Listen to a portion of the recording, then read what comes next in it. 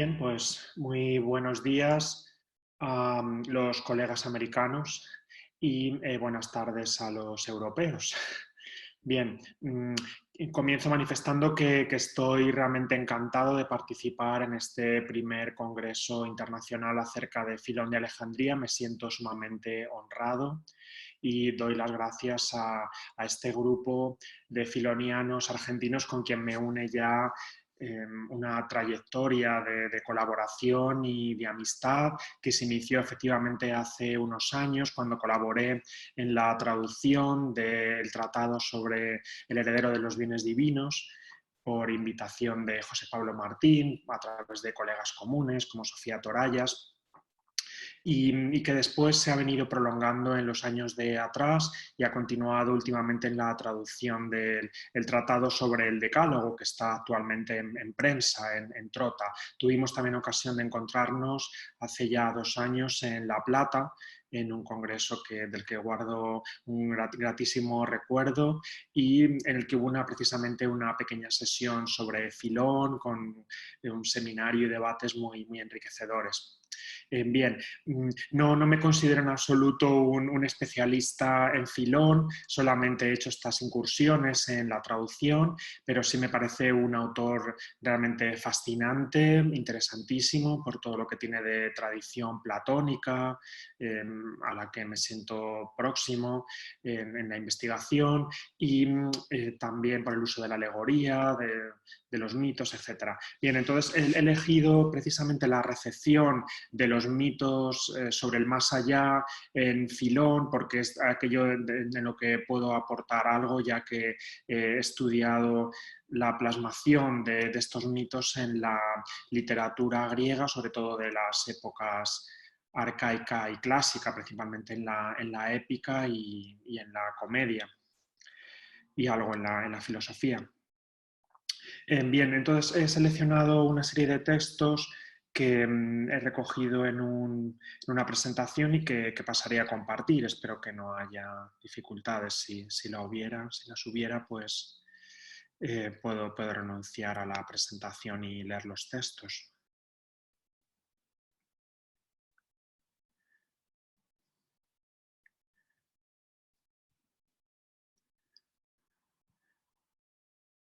Vale, ¿se ve ahora la presentación? Perfectamente, Marco Antonio. Bueno, muy bien. Uy, está haciendo unas evoluciones raras.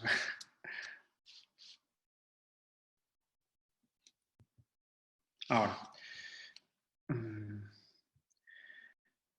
Bien, he recogido varios textos que aparecen principalmente en los tratados del comentario alegórico del Pentateuco, en que se menciona el Hades asociado a varios aspectos.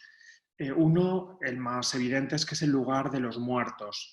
Se menciona el Hades no como un destino escatológico real, como ocurría en la tradición religiosa griega, desde Homero y en toda la tradición predominante, sino como el símbolo de la vida de los réprobos, que por estar absolutamente volcados en los placeres y en el mundo material, habrían provocado la muerte de su alma, una muerte simbólica, sería la muerte del alma respecto al mundo de la virtud y de Dios, en definitiva. Bien, por ejemplo, en este pasaje de los herederos de los bienes divinos, el heredero de los bienes divinos dice así: los géneros de vida son 3, el que está orientado a Dios, el que lo, lo leo con dificultad porque me tapa. No veo la parte de la derecha ahora sí.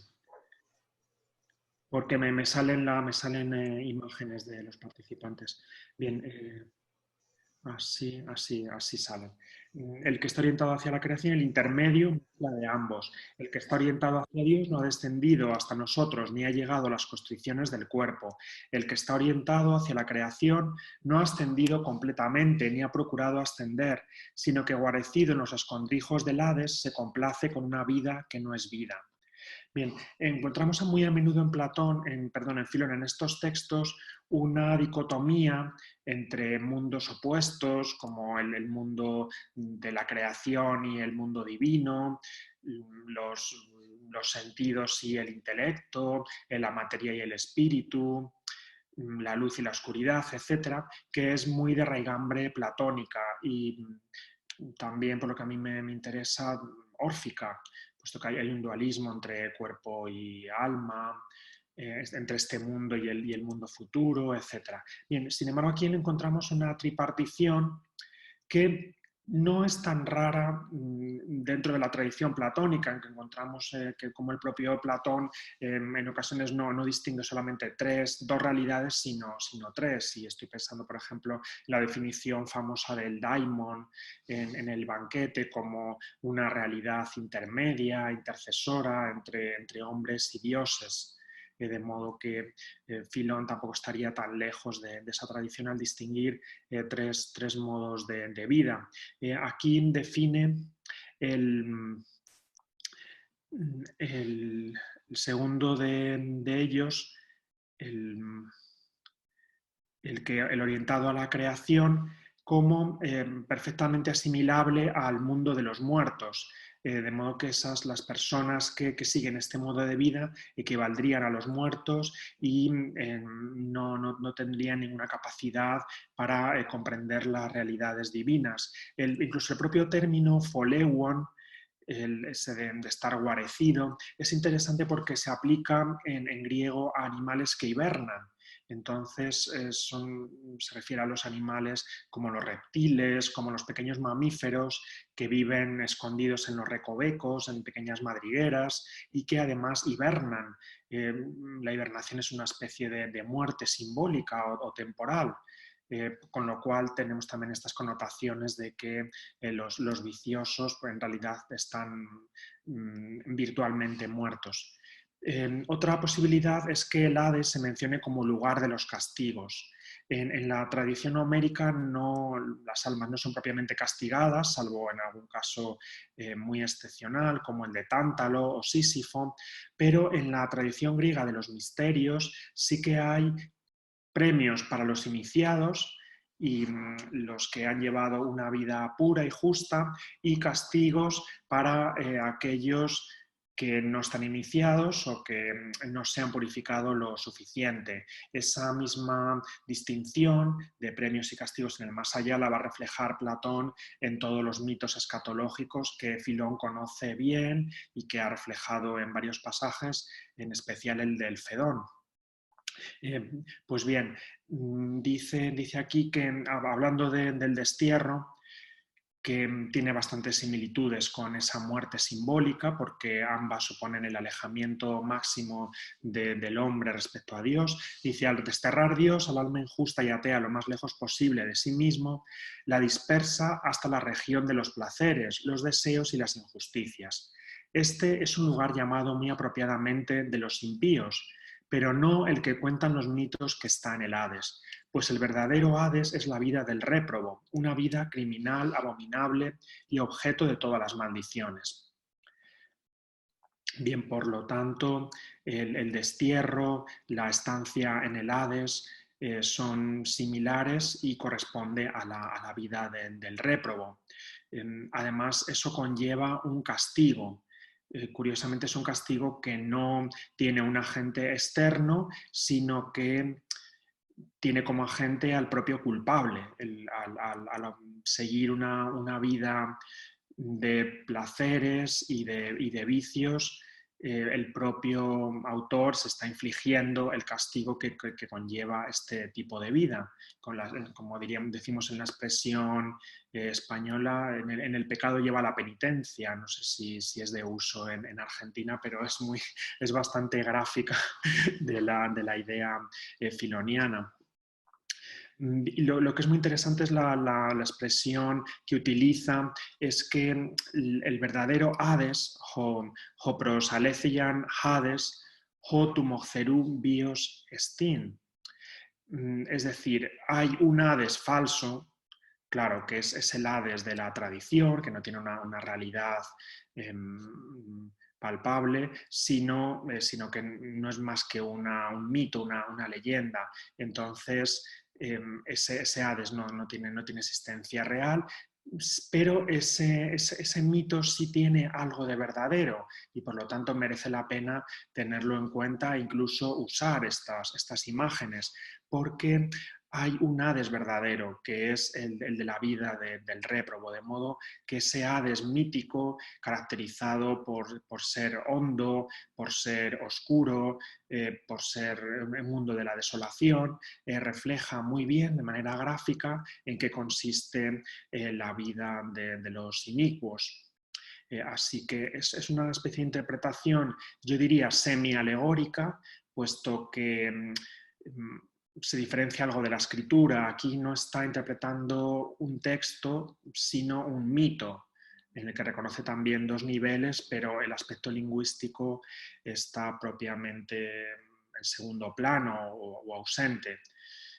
Y por otro lado, Filón, al tener en cuenta la tradición mitológica griega, no considera que la literalidad sea válida, claro, solamente el sentido profundo, mientras que en la escritura sí que reconoce el valor literal como algo real, claro. La vida de los patriarcas, etcétera, ha ocurrido, pero aparte hay un sentido simbólico en la narración que hace la escritura de todo ello. En este caso no. Bien, hay, por cierto, en toda la parte final un vocabulario que recuerda mucho expresiones de la tragedia, en especial de la Orestea, como Alastor es el inicuo, el que es objeto de todas las maldiciones, como Orestes, que es perseguido por las Erinis, etc., que es el modelo del criminal en tanto que matricida. Bien, después hay otro texto bastante interesante, el de sobre los querubines 2, y que ha sido utilizado para intentar defender la idea de que en Filón hay un más allá real, es decir, que las almas sí estarían destinadas a castigos post-mortem, lo cual resulta algo dudoso. Vuelve a hablar nuevamente del destierro. Entonces dice, hacia la mitad, el que está abrumado y sometido por una violenta e incurable enfermedad soporta durante toda la eternidad la pena de los inmortales horrores, después de ser arrojado al lugar de los impíos para que padezca una terrible y permanente desgracia. Bien, la insistencia en lo eterno, en lo inmortal, en ese lugar de los impíos que aparecen en la tradición religiosa griega, haría pensar que Filón reconoce que algo parecido debía ocurrir de acuerdo con su propia fe judía. Bien, como en este aspecto Filón nunca es del todo claro, tiene un lenguaje con un alto contenido poético y retórico, nos queda la duda, pero la comparación con otros pasajes parece que realmente indica la vida del impío que ya no tiene solución, que va a estar toda ella sin pausa sometida al sufrimiento. Bien, otra posibilidad es que el Hades sea símbolo simplemente de la profundidad y de la oscuridad. Entonces puede indicar eso, el lugar de los muertos, como hemos mencionado, lugar de los castigos, pero también lugar de la oscuridad y de la profundidad, y por lo tanto de la máxima lejanía con las alturas celestes y luminosas que corresponden al mundo de Dios. Bien, entonces habla, por ejemplo, en el libro sobre la posteridad de Caín, habla el propio Dios: esto lo hago por conmiseración hacia la naturaleza racional, para que se vea elevada desde el Hades de las pasiones a la región olímpica de la virtud, guiada por mí, que tras abrir el camino que conduce al cielo, he mostrado a las almas suplicantes, a todas, una vía para que en su marcha no se fatiguen. Bien, por lo tanto, a pesar de que el alma pueda estar sumida en ese abismo de la depravación, Dios le tiende la mano y se ofrece a hacer de guía para elevarla hasta ese mundo divino, para sacarla de ese Hades de las pasiones que corresponde al abismo en el que está, en el que yace.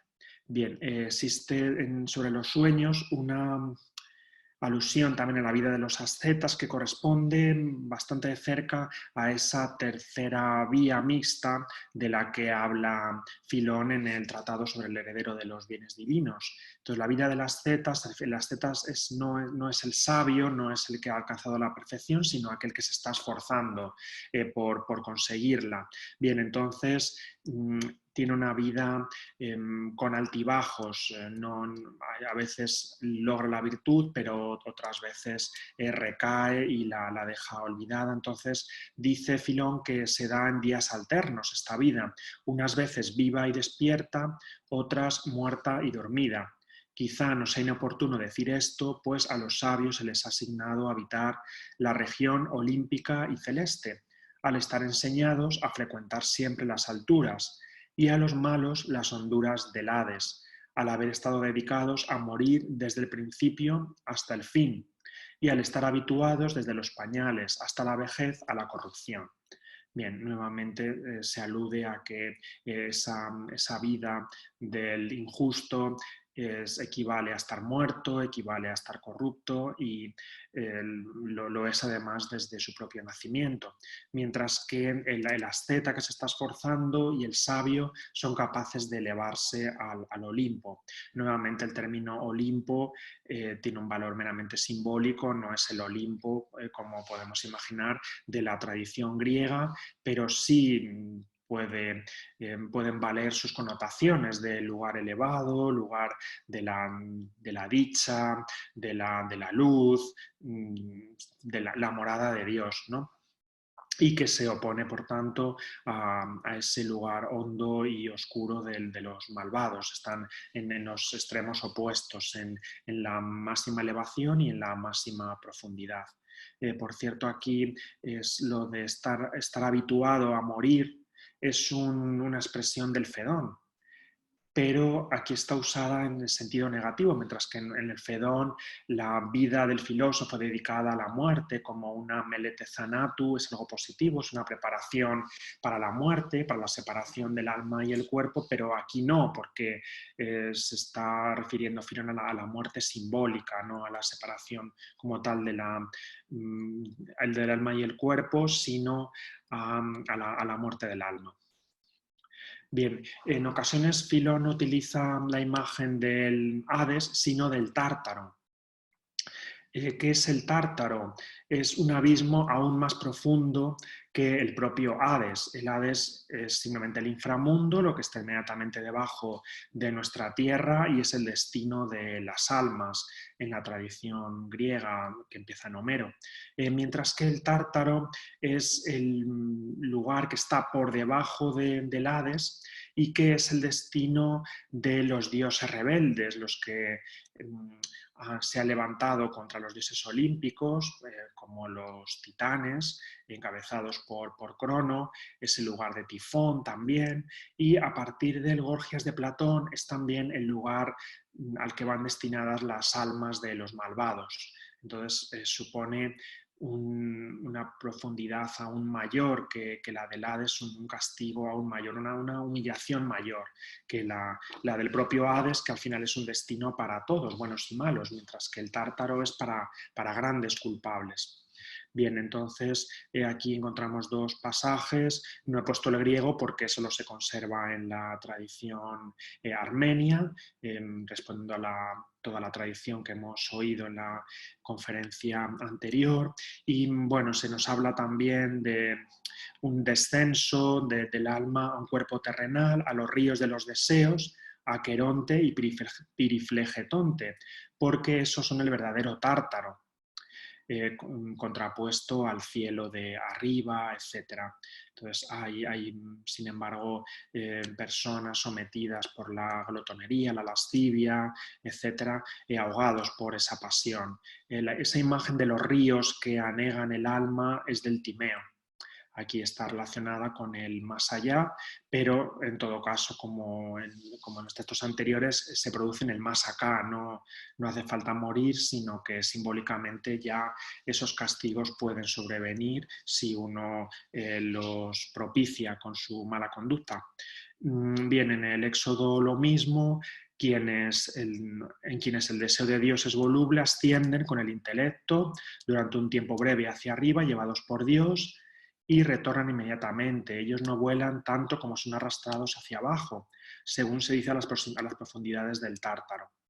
Bien, como se habla del retorno, lo cual es un tanto peculiar, ¿cómo es que hay un retorno después del encuentro con Dios? Se ha pensado que puede haber referencias a la reencarnación y no es descartable. Hay todo un libro que ha tenido bastante eco procedente de una tesis de un finlandés de nombre bastante impronunciable, que está en la bibliografía, del que yo hice una reseña también. Por ejemplo, Laura Pérez hizo una reseña igualmente, o Runia. Y bueno, el libro es muy interesante, es muy sofisticado, pero quizá le falta algo más para llegar a convencer. Parece que sí es posible, pero no llega a estar del todo claro que sea una posibilidad contemplada por Filón. Bien. Después, ya para terminar, voy a hacer referencia a dos mitos, el mito de Tántalo y el mito de Sísifo, que son también utilizados por Filón en varios tratados precisamente como imagen del réprobo que es castigado por sus pasiones, sin necesidad de que tenga que morir, sino que ya en la tierra la propia pasión provoca el sufrimiento, provoca el castigo. Bien, entonces Tántalo, como sabemos, aparece en el canto 11 de la Odisea. Odiseo contempla a estos castigados, concretamente a Ticio, que está yaciendo en el suelo con unos buitres devorándole el hígado, lo que nos recuerda a Prometeo, claro. Después tenemos a Tántalo, torturado por una sed y un hambre eternas que no puede satisfacer, a pesar de que tiene casi al alcance de la mano unos frutos y el agua del lago que va creciendo, pero nunca puede alcanzarlos. Es la imagen perfecta para Filón del deseo que nunca es satisfecho. Siempre hay algo más, siempre se intenta extender la mano del deseo hacia ese objeto, pero no se consigue, lo cual provoca, por supuesto, una frustración constante. Bien, así que es lo que refleja aquí, el ansia por lo que no tiene, tiene sed y no puede beber soportando el suplicio de Tántalo. La sed y el hambre de Tántalo son imagen del ansia insatisfecha. Bien, lo mismo ocurre en este otro tratado, de las leyes particulares. El deseo abandonado y quedándose atrás sufre una violenta agitación, infligiendo a su desdichada alma el castigo de Tántalo. En efecto, se cuenta que éste, cuando quería beber, no podía, pues el agua se escurría y cuando quería tomar un fruto, todos desaparecían, haciendo estéril la fecundidad de los árboles. La gran pena es que los árboles son fecundos, dan fruto, pero no se pueden alcanzar, ¿no? Como el alma, que realmente si quisiera podría alcanzar los frutos divinos, pero por su propia elección no es capaz de lograrlo. Aquí es curioso que Filón narra brevemente el mito, y esto puede deberse a que había otra versión muy extendida en que Tántalo es torturado no con no con el hambre y la sed, sino con una piedra que pendía encima de él constantemente y que lo atemorizaba porque siempre tenía ese terror a que iba a caer, iba a aplastarlo, ¿no? Lo que nosotros hoy en día pues atribuimos a la espada de Damocles, ¿no? Que está encima como amenaza constante. Bien, y por último tenemos una alusión, solamente una en toda la obra, al suplicio de Sísifo. El texto es un tanto complejo y bueno, lo que hace es mm, contraponer el, el sujeto que es Dios y el sujeto agente que es Dios y el sujeto paciente que es la criatura. De Dios es propio el hacer, poiein, mientras que de la criatura es propio padecer, como nos dicen muy claramente en el primer enunciado. Sin embargo, lo otro queda un tanto oscuro porque dice que el ser humano tiene que padecer todo aquello que le sobrevenga, con paciencia, tiene que asumir esa faceta de sujeto paciente y hacerlo con serenidad y calma. El gran problema es que mucha gente no es capaz de hacerlo con esa resignación y entonces queda absolutamente abrumado por aquello que le sobreviene, no levanta cabeza, como si fuera la piedra de Sísifo que lo aplasta una y otra vez. Y entonces el Sísifo en este caso refleja, representa el ánimo del alma sumisa y claudicante, las pasiones del alma innoble y cobarde, frente al que aguanta, se opone, resiste, etc. Bueno, es un texto de un gran aliento poético, muy logrado, muy potente, pero no del todo claro. Y de hecho, me parece que es una imagen un tanto fallida porque Sísifo realmente en la Odisea no solamente está abrumado por el peso de la piedra, sino que él mismo la levanta, es capaz de levantarla sobre ese monte una y otra vez. Entonces él tiene fuerza, él empuja, él tiene la voluntad de llegar arriba. Lo que ocurre es que hay una fuerza que no le deja. Entonces no es tanto problema de él, de su actitud, sino de una fuerza externa. Entonces quizá le habría funcionado un poco más la imagen del Atlas, posiblemente, que está sometiendo, que está sujetando el mundo una y otra vez, o bueno, el mundo o bien el monte por el llamado Atlas. Y que, claro,